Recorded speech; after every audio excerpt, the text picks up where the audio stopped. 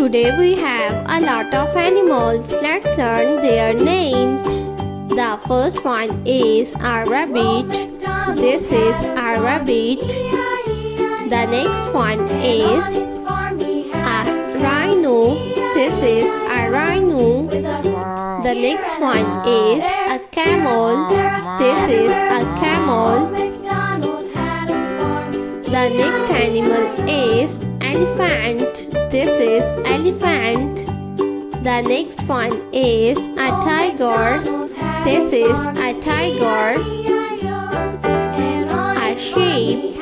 This is a sheep. A lion. This is a lion. The next animal is a horse. The next one is a dog. This is a dog. The next one is a lioness. This is a lioness. A cow. This is a cow. The next one is a leopard. This is a leopard.